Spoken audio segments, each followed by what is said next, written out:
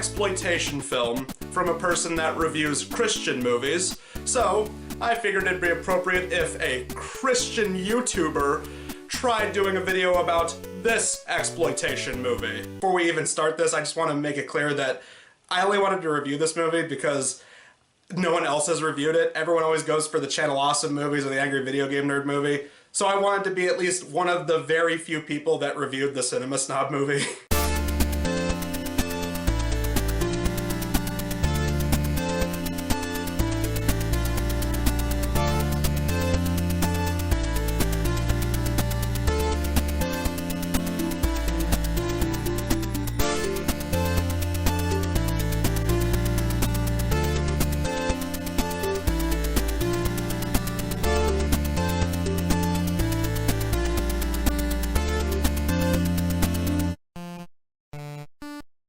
The Cinema Snob movie is a 2012 horror comedy made by people.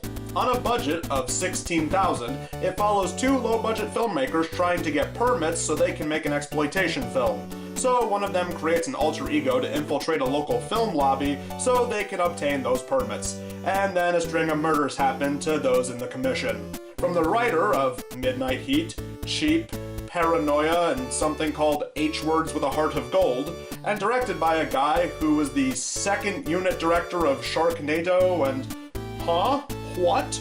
Jesus, bro. But I liked that movie. So who knows? Maybe this one will actually be pretty good too. Oh, you know you're in for an exciting movie when the cover is a man sitting in a chair looking disappointed at you. It's like he's judging you for even buying the thing. Spoiler alert, the chair is not even in the movie. I feel way more ripped off than I probably should. We begin with whatever city this is. Oh, okay, Springfield, Illinois, okay.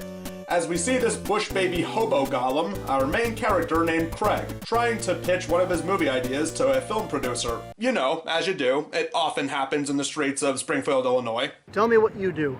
Well, I'm a writer, a screenwriter. We've already got a director for this project, and as you can see, it's already typed out. Why did they put a fake mustache on that binder? Seriously, did they think that was cute or something? And for that matter, why does a grown man have a hot neon pink binder? You came into my office about a year ago, pitched another movie like this. I've pitched a lot of movies in my day, yeah. Yeah, it was something about a casino getting flooded during a hurricane and the customers have to fend off sharks that got loose from a busted dam. Want my help? Make art. Make something important. Make something your mother and teachers will be proud of. Until then, you've got nothing. After the rejection, Craig goes to meet up with his director friend Neil at a bar that is virtually empty. And get ready for a lot of that. Many locations used in the film, almost completely empty except for the main characters. I think there are more people in the streets in the background than the actual buildings. How about we go the Ed Wood way? We get baptized and get a church to produce our movie. Considering this is the same team that went on to make Jesus Bro, are we sure that this isn't what ended up happening? Unless you're not in on the joke like I am, Ariel. Haha. Slasher film set in a mental institution where the residents are picked off one by the ghost of a former patient who was left there to die by the hospital staff because she was performing self-mutilation. Title me. Welcome back, Cutter. Anyway, they decide to try and get funding from someone else. A rich school acquaintance of Neil's called Gene. I'm a very powerful man. I'm talking like Reese's Pieces powerful, so... Oh, well, to his credit, I do feel a lot more powerful now that I'm wearing this shirt. Say, what kind of movie are they trying to make again? You do want the character playing Black Angus to be black, right? Oh, yeah, of course. So, who do you know who's black? Anyway, they meet up with Vladimir Jackson, who's an actor that Gene knows, in the park to discuss the film and see if he'd be interested in starring in it. What made you want to get into acting? It was when I saw The Wiz. Really? To think that a group of black folks could take something as white as the Wizard of Oz and blacken that bitch up with a story so dark that 30 years later, No one ever talks about Wizard of Oz anymore. Okay, yeah, sure, but surely after he hears that they're making a blaxploitation film, he won't want to have any part of it, right? We got him. Maybe next time you tell him the plot before you go right into the title. Or maybe I'm wrong. Imagine my shock. Oh, come on. What kind of difference would that have made? You really think Piper Perabo would have said yes if they just told her up front her movie was called Slapper, She's French? You're throwing out a Piper Perabo reference? I don't even know who Piper Perabo is, so I'm going to have to agree with Neil on this one. I mean, I'm just saying, if you referenced someone that most people would recognize, like, Larry the Cable Guy, for instance, I probably would have gotten your reference. And before someone points out that I'm a pseudo-intellectual that doesn't watch enough movies, I just have to rebuttal with, you're probably a bunch of fake snowflake elitists. So the three of them go scouting for locations and they land a roller rink. A roller rink they apparently used in another movie of theirs. How in the hell did you get in good with a roller rink? Well, during the record store strike in '91, I'm the guy supplied him with crisscross. Gene, really, if it weren't for you, we couldn't have gotten in there. Yeah, we would just have to resort to shooting in the parking lot. But it seems Vladimir is actually in cahoots with Dan, that producer that turned them down earlier. And again, with the hot pink stuff in the background, am I just easily distracted by stuff like that? I also run a film club that meets every week, Vlad. It'd be nice to throw some color into our mix. I bet. You know, us black thespians love us some Gus Van Sant movies. 13 minutes in and they're finally getting around to the Film Appreciation Club that was mentioned on the back of the box. This is a really shitty green screen, Neil. Dude, I got a sweet deal on it. Some homeless guy was using it as a security blanket. Hey, what do you know? The stressed viewer method. I, for one, am completely okay with this. And now a trash bag on the wall instead of being put in a trash can. Wow, I guess I really am getting sidetracked by stuff in the background of this movie. Anyway, Dan visits Craig because he just so happens to know where he is, to tell him that Vladimir is on his payroll and he won't allow him to work on their movie. Oh, and next time you write a script, think to yourself, what would Orson do? So they decide they'll go to Gene for help, like they did earlier in the movie. I don't know. Either way, it works out, and they ask him if he'll buy an anchovy pizza for them, in a very intoxicated fashion. Do you think you could get us an anchovy pizza?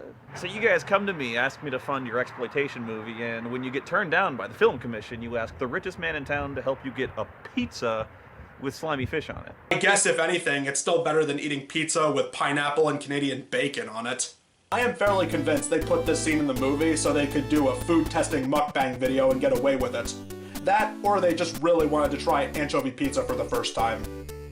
Either way, the next day, Craig and Neil drink a lot of water and grab a bite. Here, they come to the conclusion that Craig will go undercover and infiltrate Dan's film club, meaning they'll have to cut off his wig and his fake facial hair, finally donning the proper wardrobe as the man on the cover, and after coming up with the alias Vincent Dawn, he enters the film group that night.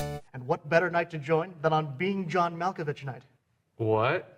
Oh, you will love this, Vincent. We watch Being John Malkovich, and then we pause the movie every time we want to talk about something symbolic that happens.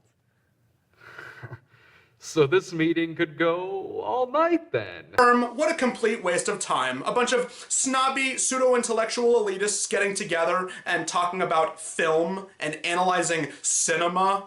Don't they know there are so many better uses of your time out there? Like going on Facebook and doom posting about politics?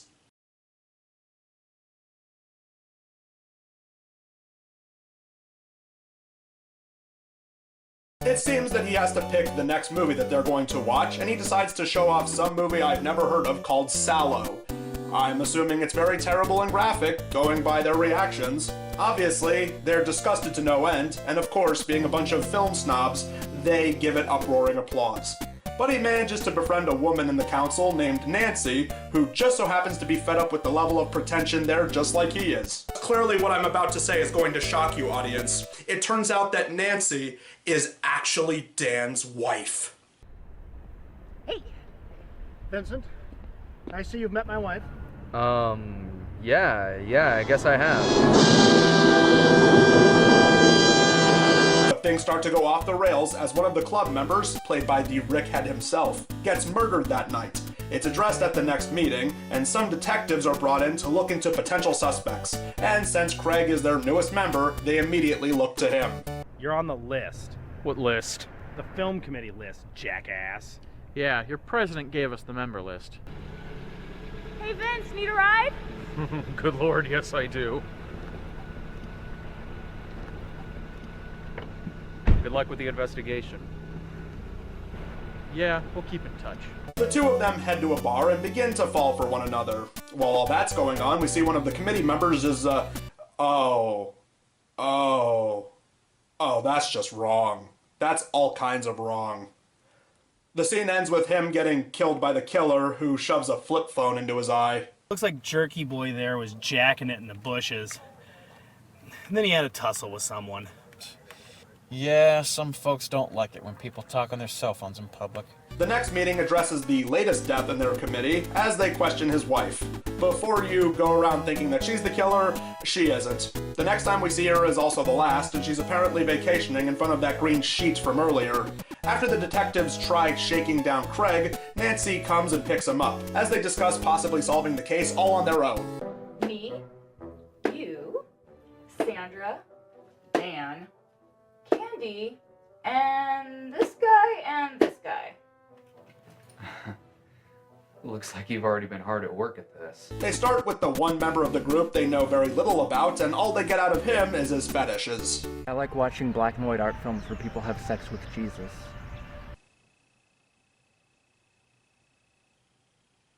Well, can't say I remember them referencing something like that in Jesus, bro. So they go to another member of the group, but he gets killed right in front of them with a dart to the throat. You look terrible. I just saw a man die. Cookie? They are divine. Fed up with all of this, Craig tells Dan the truth, and because of his honesty, Dan says he just might finance his movie. Wow, an honest film producer? Now you know this is a work of fiction. But he is inevitably killed by a trash bag. I can only assume it was the one that was hanging on the wall earlier in the movie. But that means that Nancy can now be with Craig. But don't get too excited, you two. Nancy is then framed for Dan's murder, as they put her into the back of what is clearly not a police car. So clearly, they're the best. So Craig and Neil go back to Gene, as he clearly has power and money, so he should be able to help them out of this situation. Craig even puts Neil in charge of looking around Nancy's apartment for clues. And it's here where Vladimir re-enters the story, telling Neil he wants to be a part of their Black Angus movie again. Somehow this translates to Neil wanting him to help solve the mystery. It results in them waterboarding a neighbor. It's all good, baby. I believe you. Rest assured, this man won't be bothering you again. So as long as you got Black Angus by your side. And from behind. Meanwhile, Nancy has clearly been kidnapped, and Craig has to give the kidnappers a ransom of $26,000. That's not as high as I was expecting. It's still more than the money that they had to get in the Leprechauns game, that's for sure. After a little boy gives Craig a box with a severed human nose inside of it, that is actually a thing I just said out loud, he makes his way to the house, gets knocked out cold, and wakes up to find out the kidnappers is one of the police officers. But what's his motivation? Well, his father was a low-budget filmmaker who made films that critics hated, so he never directed again. So somehow killing off some local film society is a good way of exacting revenge. Why aren't more people going to see my $5 million crime picture? Transformers, #1 at the box office. Tyler Perry, Medea's big fat shit, #1 at the box office. The fucking Chipmunks! We are a stupid people. We make hits out of reality television and Adam Sandler movies. Black Angus and Neil show up, ready to save the day, and after a little scuffle, the officer then flees into the night, with Craig in tow wielding a shotgun. And despite holding a gun like this, he manages to shoot him at least 3 times. So, happy endings all around. Neil takes Vladimir to the hospital for his shoulder wound, and these two share one final conversation together. I kind of like playing that douchey film snob prick. Maybe there's something to that. Look, just do me a favor first. What's that? Shave. So that was the Cinema Snob movie. It's about 2 hours long, and the production itself isn't that great, seeing how it is a very low-budget movie, what with all the endless amounts of sets that seem incredibly empty, like they just rented them out for the day or the night whenever they were filming, along with the scattered extras in the background and the random things in the background that stood out way more than they probably should have. But otherwise, the one thing that just confuses me about this movie is the fact that they never say Cinema Snob once in the thing. I mean, that's like making a movie about goblins and then calling it Troll. It makes no sense. And clearly, since I haven't seen that many movies, this clearly isn't a thing that exists and I just don't know about it. But otherwise, I guess if you liked Jesus Bro, this would be a perfectly fine movie to watch if you're familiar with these people's body of work. So that does it for November, and look forward to the best time of year, which is December, because it has Christmas in it. But until then, may Jesus be with you.